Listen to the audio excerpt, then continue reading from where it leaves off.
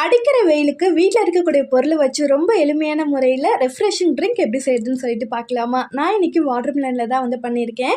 Water மிலனை இந்த மாதிரி cut பண்ணி எடுத்து வச்சுருக்கேன். சப்ஜா சீட் ஊற வச்சிடலாம். ஒரு ஸ்பூன் அளவுக்கு சப்ஜா சீட் எடுத்து தண்ணியில் சேர்த்து நான் ஊற வச்சுருக்கேன். வாட்டர் மிலனை இன்னமுமே குட்டி குட்டி பீசஸாக நான் கட் பண்ணி எடுத்துக்கிறேன். உங்களுக்கு ஜூஸ் வேணும் அப்படின்னா நீங்கள் பாதி ஜூஸாகவும் பாதி கட் பண்ணி கூட எடுத்துக்கலாம்.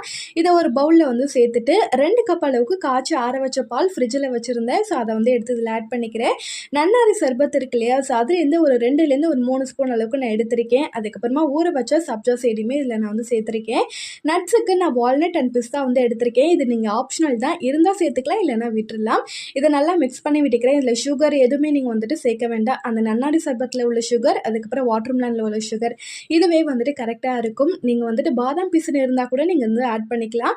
இந்த ரொம்ப சூப்பராக செஞ்சாச்சு. இந்த வீடியோ உங்களுக்கு பிடிச்சிருக்கும் நம்புறேன். பிடிச்சிருந்தா கண்டிப்பாக லைக் பண்ணிவிட்டு சப்ஸ்கிரைப் பண்ணிக்கோங்க. பாய்.